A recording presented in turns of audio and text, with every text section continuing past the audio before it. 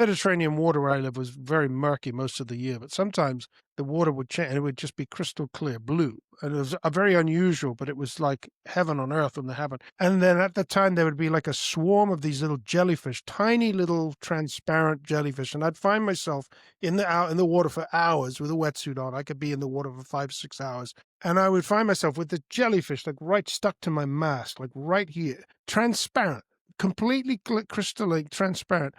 But I can remember the contours of this creature's shape having this little, it looked like an electric pulse going through it of like this red, this iridescent red, green, and blue coloring, just like. You are listening to the 5 a.m. podcast, and today is your day. This is the 5 a.m. podcast, where we believe that while the world sleeps, the extraordinary awaken. I'm your host, Michaelklassen, and we expect that together we will harness the power and potential to fuel transformation in our lives and the world around us. Today, we are joined by a man whose journey embodies that very essence of what it means to rise before dawn, to face the darkness, and emerge into light. Julian Raven is a British-born, Spanish-raised American artist, author, and First Amendment activist whose life does read like a modern epic. From atheism to faith, from artist to legal warrior, Julian has walked a path of transformation that mirrors that journey from darkness to dawn that we celebrate here at 5 a.m. Podcast. And now, Julian Raven, welcome to our podcast. Thank you, Michael, and good morning to you and your listeners. It's great to be here. Yes, well, I've been looking forward to this conversation for quite some time, and our 5 a.m. community is all about transformation, and one of those things is that the practice of an intentional early morning and seizing our days. So I'm curious what your morning routine might look like, and how has it evolved through your journey as going from artist to activist?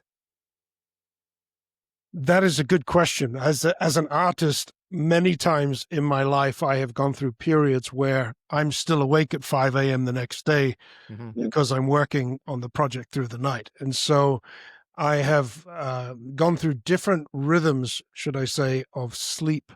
Many times it's just a demand of the inspiration. When you're in the mode, when you're in the zone, the art zone, time stops, and it becomes this sort of mystical place where you create and you look at your, and you're like, oh my goodness, I can't believe what time it is. That's a mode that I go into in and out as an artist. Then you're in a business mode, which I've been in now, renovating my studio recently.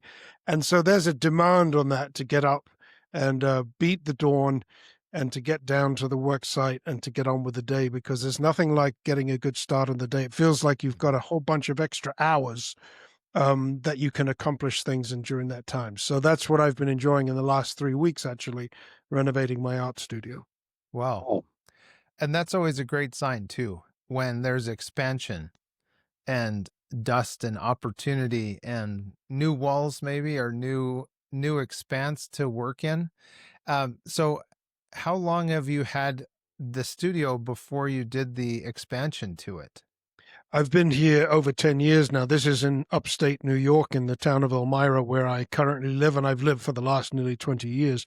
But I've also recently come back from Spain. I was in Spain for a year and a half from the end of 2023 through May of this year, where I had another art studio that was a rented space, also needing a renovation at that time. So I have been in contracting in my past life in the business world. I did renovations. I did furniture design, cabinetry design. I fabricated, installed, and so I'm very familiar with that world. So I'm always eager to transform spaces. There's something fantastic about that. Where I am now, it had been rented out for a couple of years, and I needed to refresh it. Gotcha. And I've noticed on your Instagram, you showing some art. I believe it was to one of your daughters. Is there a family connection? Have your daughters picked up the artist in themselves? Not immediately. They're all, I would say, creative thinkers. The creativity has, both from my wife and myself. My wife is a creative also. She's musical. She's a children's teacher, but very creative individual, puppeteer. And so we've tried to just instill in them creative thinking, however that might be expressed.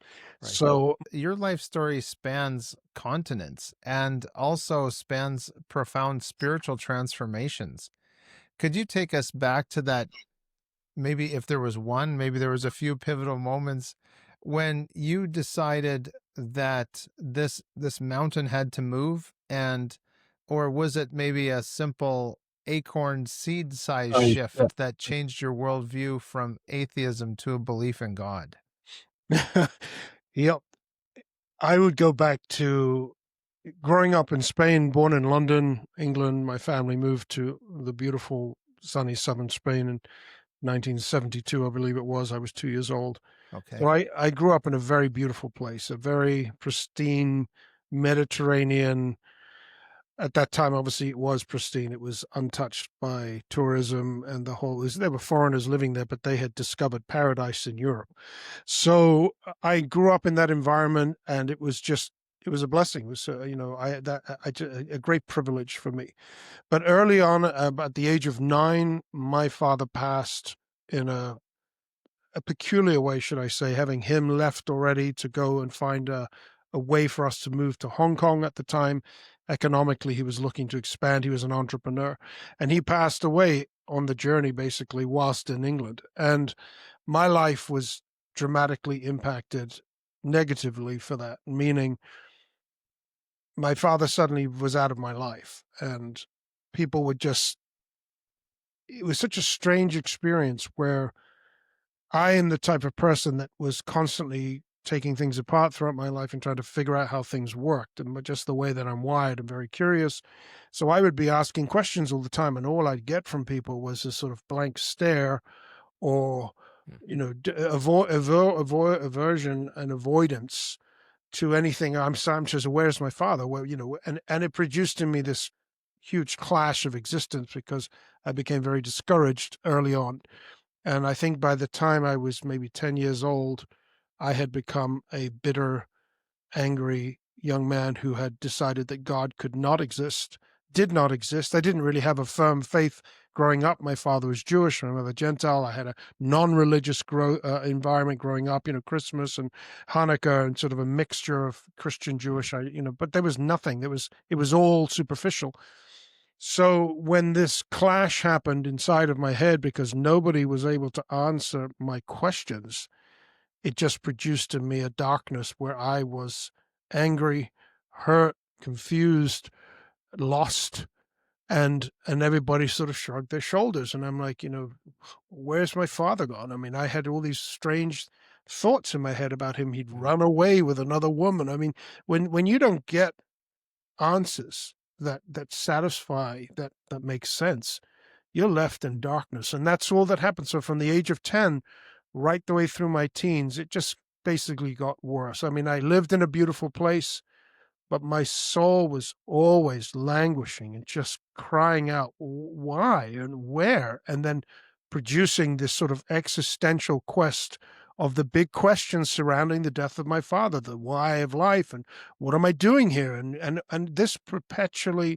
consumed me and seemed to leave me alone many times, because I found that people around me were not that interested in those questions, whether it was my age group or friends, or I just was like constantly lost. And it led me down a very dark path, Michael. And in my teens especially, the frustration grew, just existence and people and life. And I couldn't understand how the world could be so negative and people could be so dark when nature was so beautiful. I was another contradiction that I constantly was struggling. I was like, how in the world is this the magic of nature? I was just, whether, as an artist, maybe it's just because of the way that I see the world, and flowers or mountains or stars, or the moon reflecting on the ocean at night in Spain, or whatever it was so, so magnificent. And yet it was contradicted completely by the people around me, who constantly were like, this horrible world and war. Yes. It was just, and no one made sense to me. No one gave me the answers that I needed. And so I sought for solutions, medicine for my condition, and it ended up being a life of drugs and alcohol in Spain, readily available. And that led me to the mountaintop experience in southern Spain behind my house, where I would often find myself alone out in nature at night at 4 a.m. I was always just wandering around in nature, because it's the only thing that was consistent, that was consistently beautiful, that was consistently magical. It just, the sunrise and the sun every day, it was consistent. And so it drew me to constantly be staring at it, but not knowing or having a faith reference to actually make sense of it. I had been brought up and taught evolution and this. And so I had just a mess in my brain until that moment on the mountain, La Concha, behind my house in southern Spain. One of these days, I was contemplating an acorn, as you were starting conversation, and it was growing out of this little acorn tree. It was like probably an oak tree in Spain. They have the cork oak trees there. That's where they get all the cork for the wine bottles. And it was fascinating to me because it was growing out of the rocks. It had gone down into a crevice in the rocks, and must have been water down there and a little dirt or something, and it sprouted and it was growing. And I was like, oh my goodness. And I just was having this moment of, it was expanding my mind in that I was meditating on one acorn and how one acorn could come off this tree and get buried by a little critter somewhere and sprout into another tree and have millions of acorns and then more trees and more. And that's just one acorn. And it was just like, oh my, it was amazing. And then I'm looking at this design that's on the cup, the little cup that holds the acorn. And I said, the acorn was the star player. That thing it's going to become a tree. It's the superstar. That the cup is just the servant holding the star. And when it's his time, is going to fall to the ground and the cup is going to disintegrate and dissolve into dust. And I stared at this beautiful, intricate design on the rim of this. Yes. And I was like, the fractals. And you're like, but why then is there such a beautiful design on the little cup that's going to dissolve and turn into dust? And at that moment, Michael, was when God decided, the only way I can explain it was he split my mind in half and like basically stepped into my consciousness and was revealed himself, not in an audible voice, but in a voice that I could understand, was saying basically to me, I am the designer and the creator of all things, and what you're like, the artist who had the artisan. And no one had ever presented me with that idea that nature was the expression of a creator. I had already rejected God's existence. I was like, this is, just some cockamamie ideas that I had. And it was the most marvelous revelation that I had. I was the scales fell off my eyes. I grabbed my little dog who was with me. I ran down the mountain. I jumped on my motorcycle, drove home to my house. We had a little garden wall. I tossed the dog into the garden, took off to my mother's house, who was off like 10 minutes away, running up the stairs, running to my mom, my dear mother. And I'm like, Mom, she's like, very English. What? Yes, what son? And she said, God exists. And I was big, bushy hair, motorcyclist. I'm like, Mom, God exists. And she's like, in her very English accent, well, Julian, I've been trying to tell you this for 22 years. I was 22 at the time, so very in Queen's English. Marvelous mother expression. I've been trying to tell you, and there I am, telling her that God exists. And it changed my life. I was changed, even though at that time I had gone from atheism to theism. It was 2 years later when I became a born-again believer, studying the Bible all alone, which was another major transformational experience in my life. So that was the backdrop there of my the greatest moments of my life that changed me forever. The negative, the life of discouragement, depression, drugs, alcohol, the life that I lived of hopelessness, hoping that I would die, driving my motorcycle at 160 miles an hour, hoping that I would come off and be split into pieces to end the nausea, to end the pain inside of me, was all gone. And I now was full of hope and faith and my life changed forever. And that was nearly 33 years ago now. Right. Time passes. As you were talking, I can see that frustration that would have been in your mind over those 12 years of, let's say the spring, that's the orange trees are in blossom in Spain, and even that color temperature of the light, the sunlight rather, and the contrasts of the rocks and the blue water. I can see that just those very vivid images would have set your mind to thinking of why, like my grandfather used to tell us, the world is good, but the people could be better. Just a reminder that you can get all of our resources, other episodes, and read our blog posts at 5ampodcast.com. That's pretty much it. And it was everywhere I turned,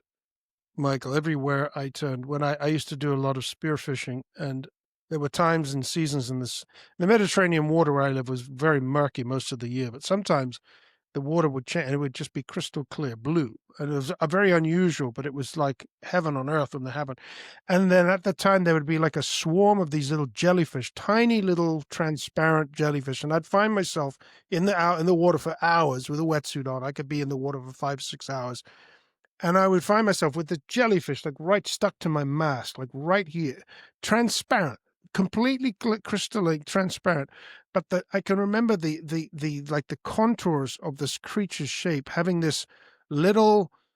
It looked like an electric pulse going through it of like this red, this iridescent red, green, and blue coloring, just like just go. And you're like, and there were thousands of them. You could see them all dotted in the water, transparent in this crystal blue water.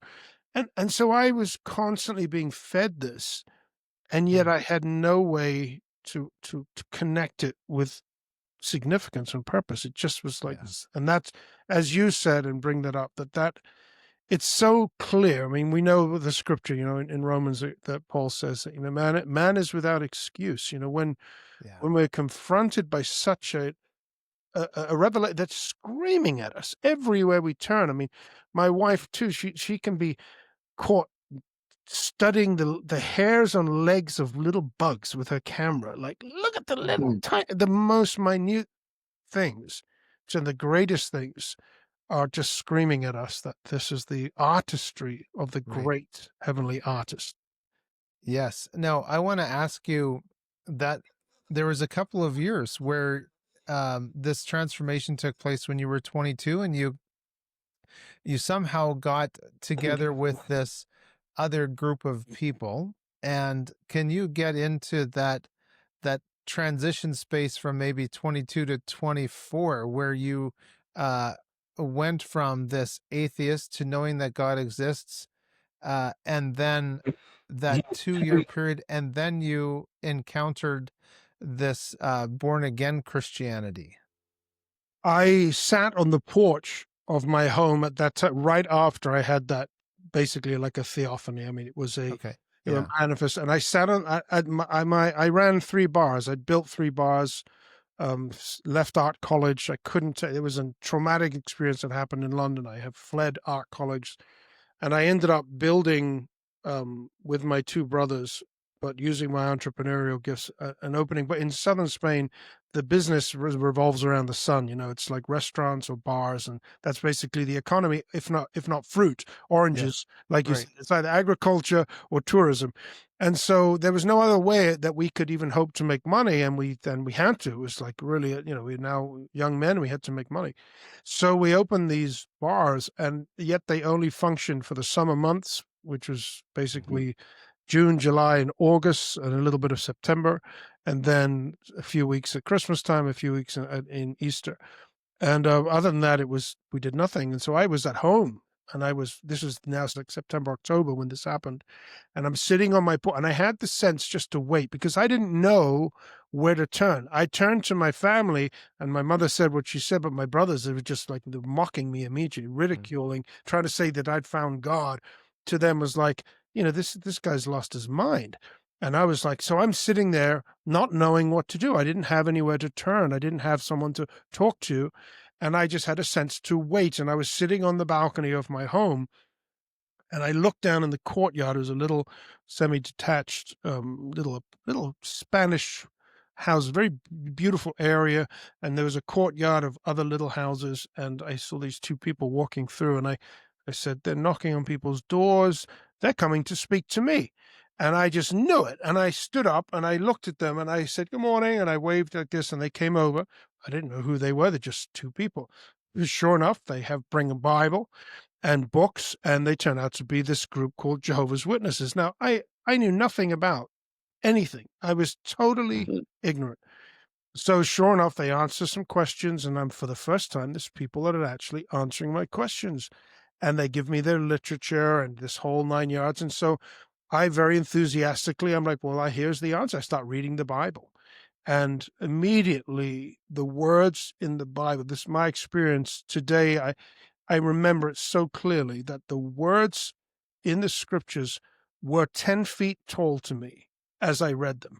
It's as if inside my head, that's how big the words were. I was so hungry, so thirsty for truth that it was leaping off the page, and inside my head, they looked 10 feet tall. That's how powerful my experience was in reading the Word of God. I then study, and not just because I wasn't working. I'm not the type of person just sit there like, oh, we'd like to visit you every week and have a half an hour Bible study with you. I said, oh, forget that. I said, I'm not working right now. I'm coming to your house. I'm coming 5 days a week, 3 hours a day. And I used to turn up to this old guy's house on my motorcycle, and I'd be studying like 3 hours a day with them, or burning up all their books and this, and rapidly got involved. To me, I found these answers. Little did I know what I was getting into. And so I go, and God is working in my life powerfully. He's changing my life, giving up all the garbage and really directing me. And I'm experiencing something. I'm on a high, basically, of my experience that just didn't come down, and hasn't come down, even though there have been many discouraging moments along the way. But the moment came when I got a call to the mission field. I packed up the call of the gospel, and I'm still not a Christian. I am someone who believes. I'm someone who believes in these ideas that they had presented to me. God is using this to direct me and direct my life. And I get a call to the ministry field to take the gospel to this mission field about 2.5 hours from my home, where there were immigrants, African individuals who had basically swum across the Mediterranean and snuck into Spain. And there were hundred thousands, from 30 different countries.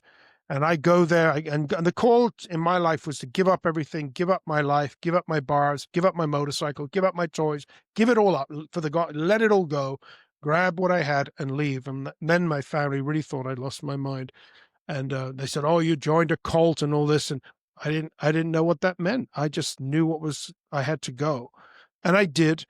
And 2 years in that time frame, like from the time I met God at 22, it was about the age of 24 that a lot of, even though I was serving people, living with these Africans and sharing my home and having this missionary, marvelous life of loving these people and sharing and trying to be what I could for them, there was this gnawing dissatisfaction inside of me that I could not explain until I met this elder JW character who was like some type of a renegade, and he was like trying to discourage me from reading what their publications. They just focus on the Bible, he said. And he got me from the United States some Christian publications, a 4-volume set, Colin Brown's Theological Dictionary to the New Testament.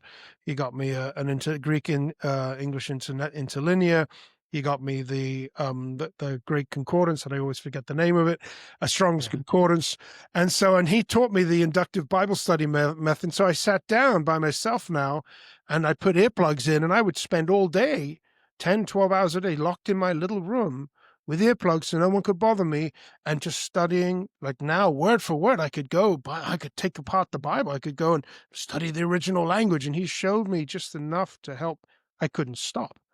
And I began to go through the Bible systematically, the New Testament, starting with the little books, the little epistles, working my way up to the Gospels. And in the Gospel of John, at the crucifixion, even though it wasn't a crucifixion, because they denied all these different essential ideas in Christian thought. But it was still the execution of the Savior, Jesus. I didn't understand. They taught me what their Jesus was and all this. But it was enough for God to lead me to the execution, to the crucifixion, and for Jesus to stand by me whilst the evildoer next to him is being crucified. And from one moment of basically mocking Christ to suddenly a change of heart happens, and the sky suddenly turns and says, Lord, remember me when you get into your kingdom. And Jesus turns to him and says, truly, truly, I say to you today, you will be with me in paradise. At that moment, I get a question presented to me, which is, so what did he do to get saved? And I see a picture in my mind of a man nailed to a tree, and he's wriggling his body, and there wasn't a single religious thing he couldn't do. And there was this religious cult I was in performance, and it was, he could only believe and confess.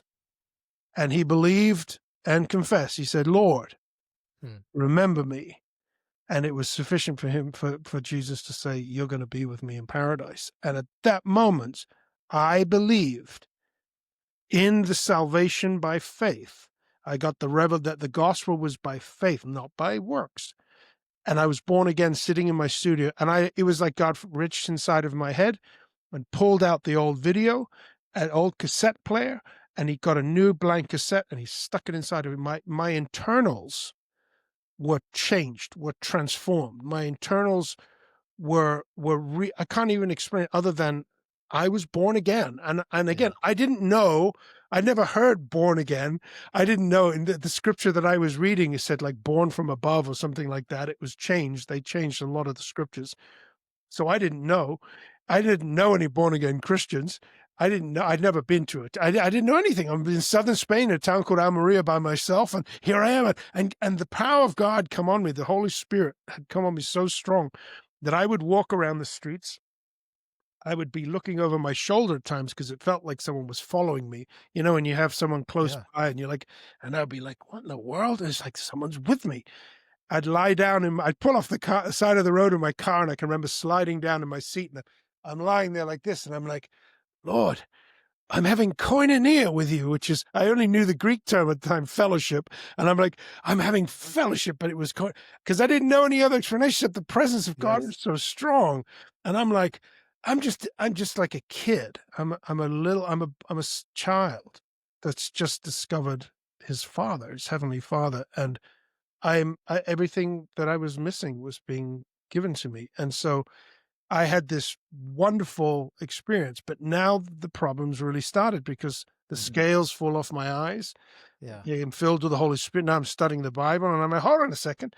The Bible says this. These people are teaching this. Oh, what about this? And before long, I had this laundry list of stuff that's inconsistent from their own Bible, they're teaching.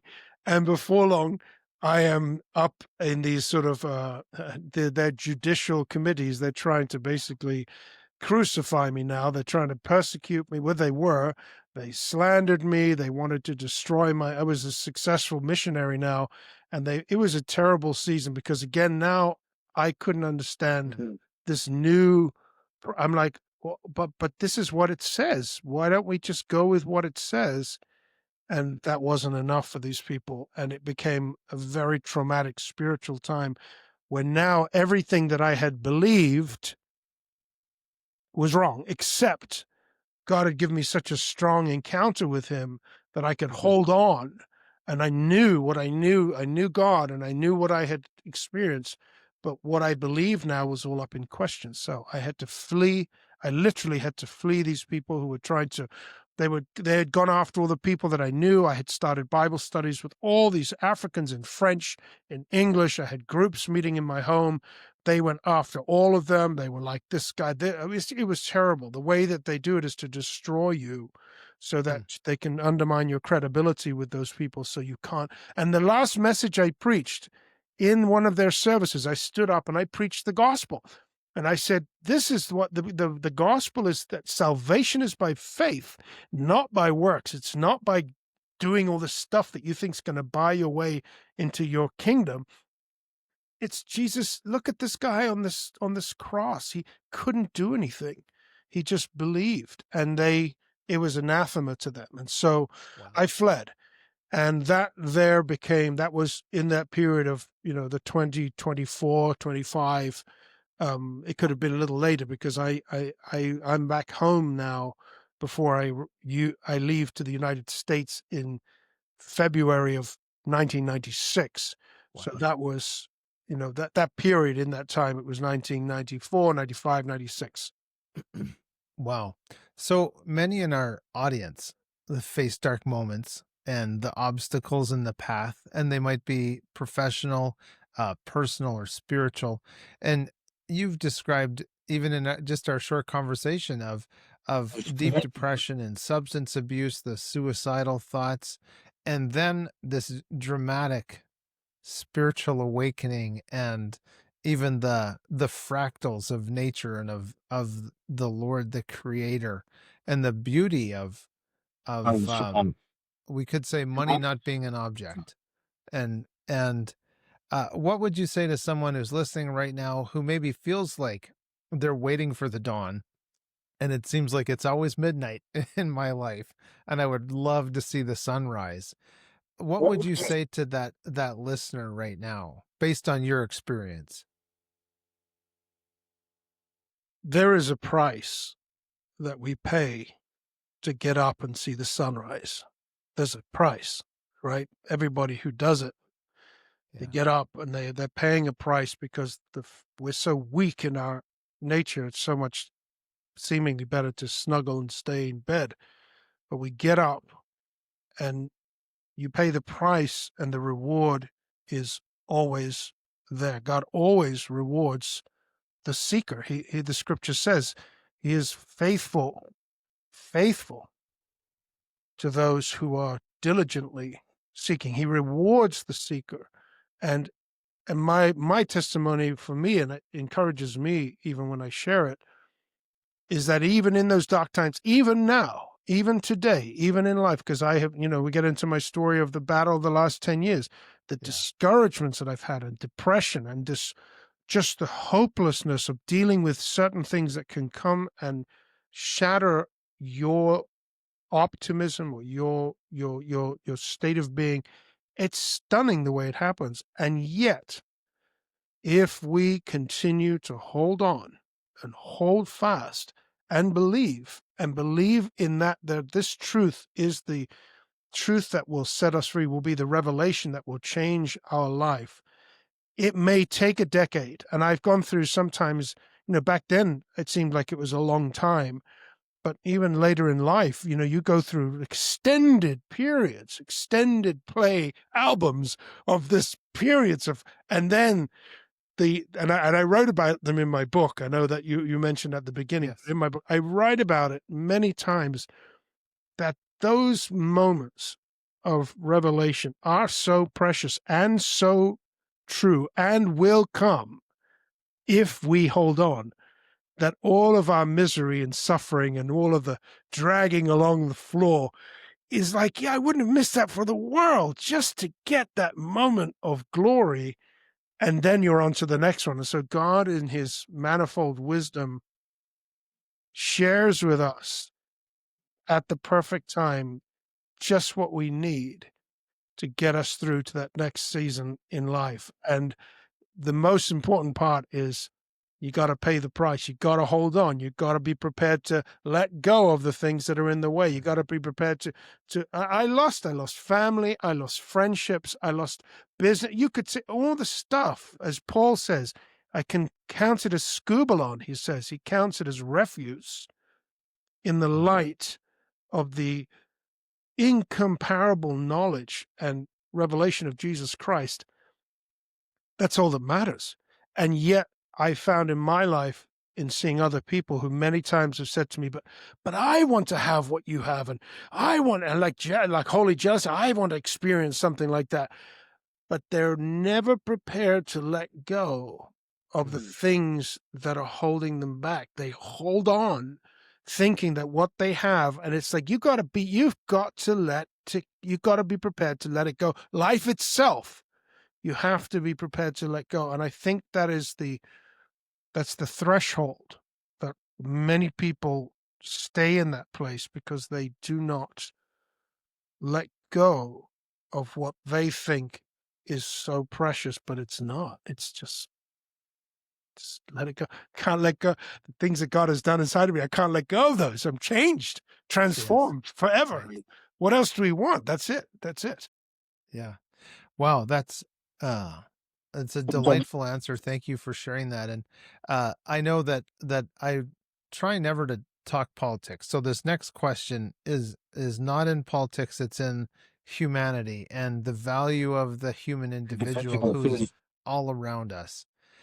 You had painted this portrait of Donald Trump, and it was titled "Unafraid and Unashamed," and of course it caused a legal battle for you with the Smithsonian. But I would love to know, what was that inspiration that came to you to create this artwork? And did you have a sense at that time, as you were getting this vision and putting vision to canvas, uh, any sense of the journey that it would launch you on? Yes and yes. Okay. Yes and yet. Not the details, obviously, but we know Okay. the hardships because when as a New Yorker, I had been familiar with the name Trump for many years. I lived in New York City. I'd see it every time I went into New York City, whether it was on a roadside sign cleaning up the highway or on the massive buildings. It was always there, and conversation. And so he was a New York City character everybody knew. And then the Apprentice show and all that type of stuff. And so I was familiar with him. And then when I moved upstate to where I am now, in 2014, he had stood up and showed interest in becoming governor of New York State. And folks like myself up here were like, well, that just might be the antidote to the anti-business climate that's going on, because New York State experiences more business loss and departures to the south. Wow. I mean, it's amazing the amount of people that are float. Where I live, this is, if you try and rent a truck to go one way out of it, is very difficult because they're always struggling to get trucks because few people bring them this direction. They're always going south. So it's always difficult to do that. And that's just a fact of what's going on in the country, has been going on for quite a while. So when a businessman with the name recognition that he had stands up and says maybe he can be a change agent for the state, well, I was like, well, that could be great. And then that fizzled. So we're like, whatever. Then the next year came, and June 15th came, and he comes down the escalator at Trump Tower and says, I'm going to run for president. I'm like, well, that's really interesting. And then he says a bunch of things that make everyone get crazy. But I'm like, well, as tough as they may be, there's a lot of truth to what he's saying. And it may be that finally there's someone who's going to say what needs to be said. And that led me to this journey that I went on. It was an inspirational moment I went through, from the time in June to being, I think I started the painting about 6 weeks later. And basically, the question of, did I realize the consequences? I dilly-dallied for approximately 6 weeks because I was so hesitant to put brush to canvas, because I knew that by the controversy that had already erupted around this man, if I did this, and my art career at that time was fledgling, I'd gone back to the canvas in 2010. This was 2015. So I'm just like an emerging artist. And I said, man, this is going to pigeonhole me. This is going to be, but it could be very good, but it could be very bad. It could be like just terrible. And it was this sort of, you're considering whether or not it would be a good business idea to do this. So I was pushing it off, and I was very busy in my studio doing other things. But that led to a sequence of events that happened that changed my life. And it was like this: I had dilly-dallied. Then I finally was saying, every day I would think to myself, I had this picture in my mind, and I'm, you need to get on with this. And I'm like, yeah, well, what? Yeah, this conversation. And I go home that night, and I'm working on the image was this falling flag and this eagle snatching it before it hits the ground, the American flag. And I'm sitting working on an eagle my computer. My young daughter, who's 13, walks in behind me and she's like, "Dad, what are you doing? Are you going to paint a painting of an eagle?" Because she sees bits of eagles on my screen or something. And I didn't say anything to her what I was doing. I hadn't told anyone what I was thinking for the last 6 weeks. We had discussed politics at the house. It was part of our dialogue. And I said, "No, sweetheart." And I didn't want to say anything other than, it's actually going to be a painting. And she says, "Well, Dad, why don't you paint a painting of the eagle and give it to Donald Trump? So when he becomes president, he can hang it in the White House." I mean, this is a 13-year-old girl, just spurts this out. This is in July of 2015, right after, it's like right at the beginning. And I'm left there staring at her like, I've been thinking this for 6 weeks. And she says it without knowing anything, shrugs her shoulders and walks out the door. And, it's like out of the mouth of babes, you get this. And so I got really enthused, and I'm working that night. And then I wake up the next morning early and I go onto the news, and it was probably like, I think the story, was posted about 6 a.m. And I go on CNN and I click, and it said, "I had a visitor today." It was with the Trump story, and it said, "I had a visitor." And I said, "What's this?" And I click, it's a video, and it plays. And as it plays, I nearly fall off my chair, because there in Trump Tower that morning, Time Magazine had done a photo shoot, and Donald Trump is standing in his office with a bald eagle perched on his arm. And you're like, well, when was the last time a candidate or anyone stands there with a bald eagle in his, no, a live bald eagle perched on his arm? And I'm staring like, this is fake. He was artificially lit with flash. It looked like a montage, but I could not believe my eyes, because I had been thinking about this for 6 weeks, because it was Trump and this eagle and to me it was, you better get on with this, because this man's going to win the presidency and your painting is going to become something that's going to change your life. I ran to my studio, when I picked up my girl in the afternoon, I said, "You never guess what happened. You never guess what I saw this morning." So I ran down to the studio where I am now, and I built this massive 7 by 15 foot stretcher frame. I paint large scale. And this is a painting of this big guy, Trump, and it's going to be big because that's what it is, going to be huge. And I paint this painting, and it took me close to 600 hours. And that in itself was a trial and a difficulty, and just the whole process, and not knowing what I was only starting to sketch the night before. I got so inspired that we spoke before about at the beginning, when you're under that inspiration, it's like everything else doesn't mean anything. This was like the most transformative artistic inspiration I'd had in my life. I couldn't stop this thing that was happening inside my head. Yeah. And I worked night and day through the night. I slept on the floor in front of this thing. I lived off coffees and roast chicken from the supermarket down the street. I would wake up at all these strange hours. At times my wife would be like, "Sweetie, are you okay?" And it's like like a zombie. I'd walk out of the bedroom to the studio at whatever time in the morning, all through the night. And this went on. And part of the struggle was that I had the picture burning bright in my mind, but I was struggling to create it. I had not painted a portrait. I had not painted a 7-foot portrait. I'd painted one a few years before with drops, as I was another technique that I've been using for years, dripping paint. I hadn't picked up brushes in a long time. I was painting this massive 9-foot eagle, and this I didn't even know what I was doing, but I followed the impulses of creativity in my heart, and I just went with every type of direction that I got. And I wrestled, because the portrait of Trump was terrible at first. Trying to paint a 7-foot face to make it look good and somewhat proportional, and not, it was terrible. And then at one moment it looked like Abraham Lincoln, and then it looked like Dirty Harry, Clint Eastwood. And, so I'm wrestling, and this painting was like the agony and ecstasy, that wonderful movie of Michelangelo painting the Sistine Chapel. And not that it was, he was 4 years at that, and he struggled, and it was a major thing. This was, for me, that level of intense struggle. And so it was so difficult and such a trial. And if you could x-ray the painting, you'd just see layer upon layer of all of the mistakes until I brought it to a place where I was happy enough to say, yeah, that's the look that I'm trying to create. And I got it, and stop. And that process was a remarkable both achievement to persevere through it and to actually stand back and say, I did it. I really did it. And then that took me on a whole other journey.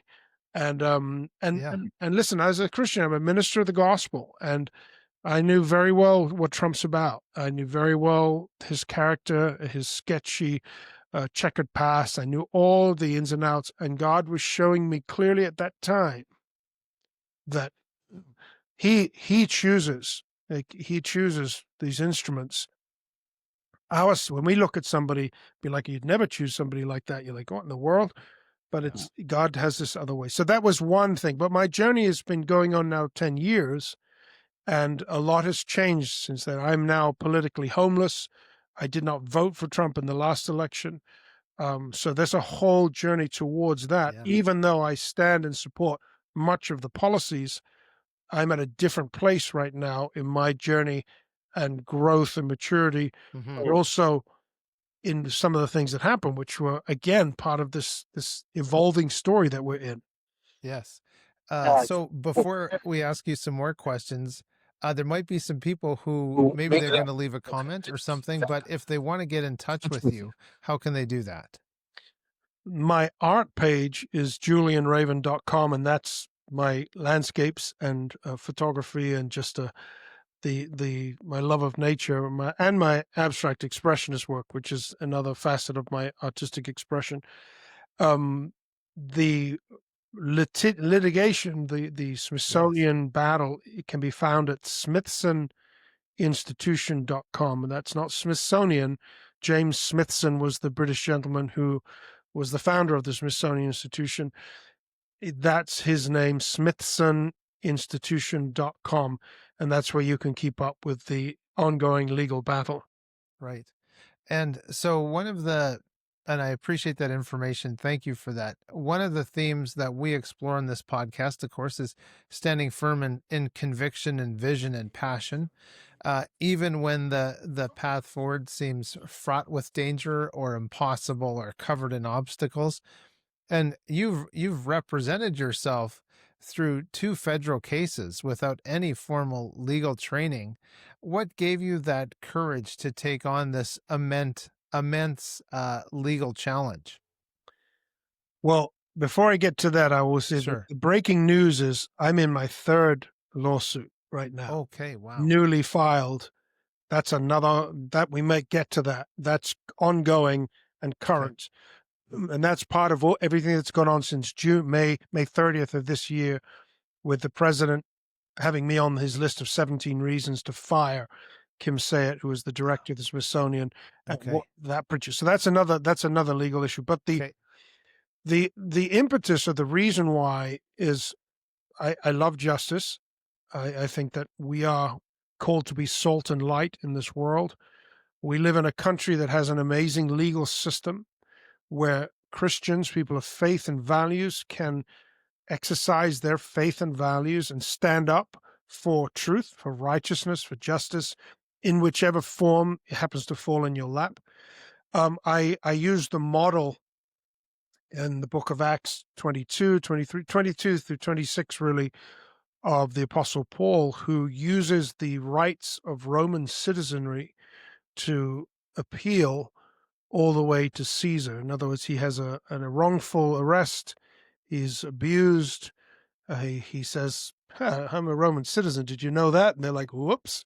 And then he uses that to wiggle his way through the Roman judicial system to go all the way to Rome and to appeal to Caesar. That's how it ends. And he says, you've appealed to Caesar, so to Caesar you will go. And then from Rome, what do we get? Paul drafts the book of Romans. He drafts one of the greatest theological treatises in the existence of man.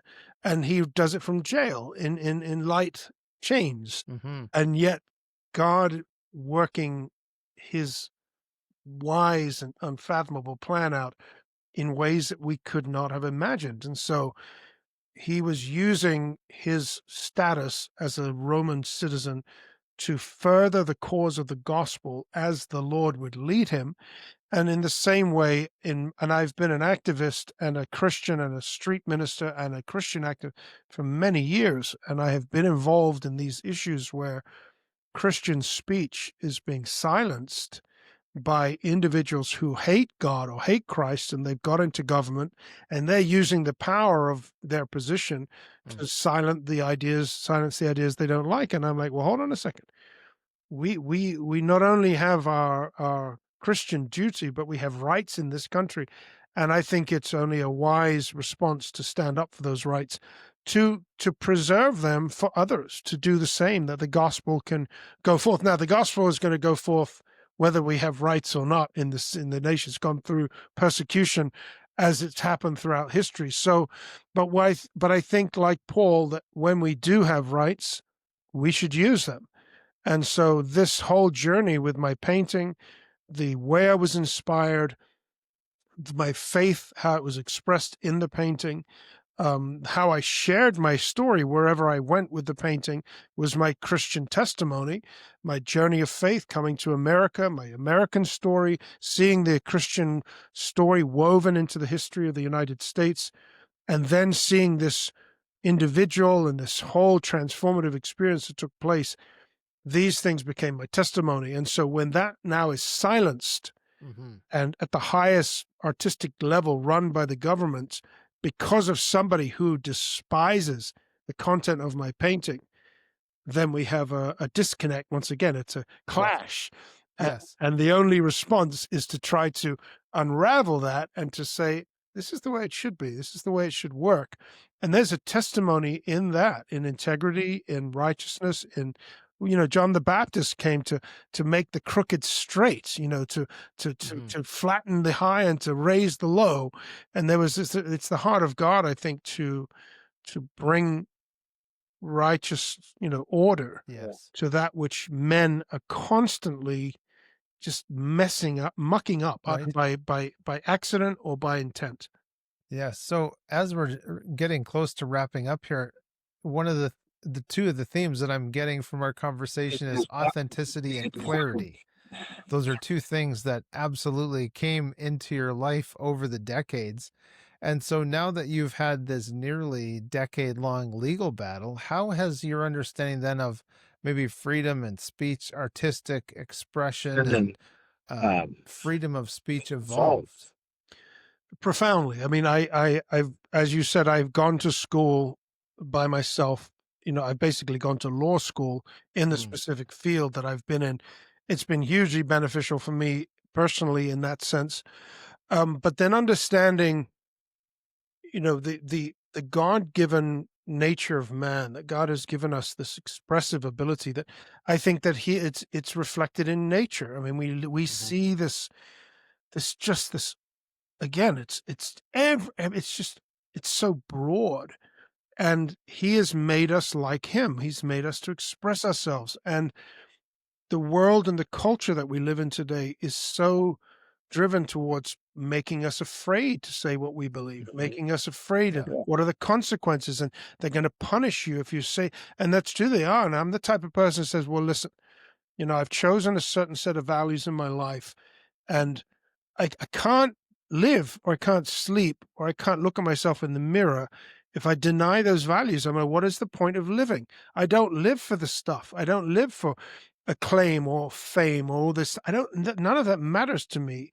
What matters to me is that the truth that I have loved and love and have continued to love is honored. And that truth, if we do keep it in its sacred place in society and in our dialogue, in our public conversation, it becomes the guardrails to protect the testimony of faith, because then the truth is welcomed, the truth is loved, the truth is respected. When we allow truth to be subverted the way that it has been going on for decades in our Western cultures, we allow the undermining of the gospel to simultaneously go on. And I think that we can defend truth in whichever facet we find it, but it always undergirds the truth of the gospel. And so I'm inseparable from the message that I bring of the Great. gospel, and I'm just going to use whatever God gives me to proclaim that. And if it means I have to fight my way into this thing, I'm going to do it, because if I don't do it, I've got to live with myself having Yes. not done it. And I can't do that, Michael. I can't do that. It's not who I am. Right. So then the future then for Julian Raven, I'm curious about the vision that you have for the years ahead.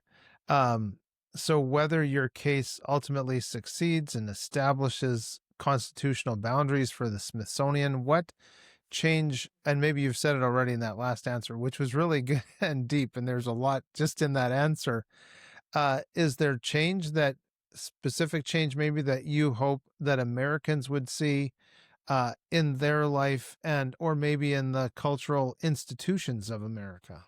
Absolutely. The Christian story I discovered in the Smithsonian Institution, for example, the founding secretary by the name of Joseph Henry, who dedicated 37 years of his life to building the Smithsonian Institution. He was the first guy, American scientist, brilliant guy, but above all, he was a bold, unashamed witness for Jesus Christ. He lived his faith.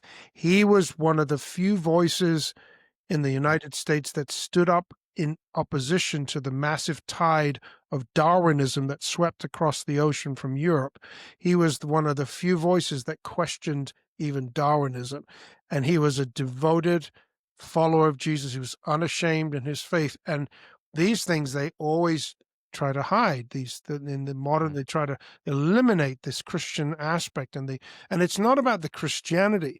It's about the values that man had, that were the guardrails to the way that he built that institution. And those values are an expression of his faith. And those are the things that you hope that Americans, and not just Americans in the United Kingdom, the same, that people would look at and at least have the decency and the integrity to say, well, we have to accept that was so, and we have to accept that those things contributed to the success of what we see now, because there's no other explanation for it. I mean, if the guy did what he did, he spent 37 years and he built this incredible institution, well, don't tell me his faith wasn't about it. One of the most remarkable things I found out about his funeral, I wrote about it in my book, his funeral was, and he was just a museum director.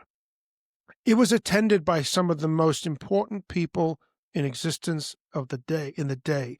And nobody could understand why Joseph Henry had this, all these, and it doesn't say specifically, but I could only conclude that because he was clearly an unashamed Christian witness, that his faith was infectious, his expression, his dignity, his character, his nobility, all that his Christian faith produced in him, produced such a testimony to those outside that when he died, the light went out and they all went there to say goodbye to that light. And some of the testimony from the eulogies were written, they were just magnificent. And they're in my book.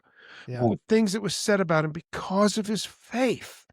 And that is my hope as a revivalist, as an evangelist, that America turn back to those values. We hear the statement, make America great again.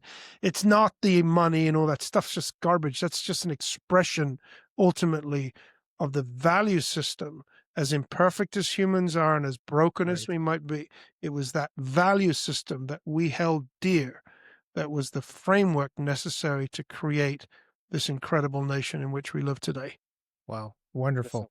What a way to end this conversation. I can't believe it's been an hour. Julian, absolute sincere thanks for joining me for the 5 a.m. podcast. It's been a pleasure.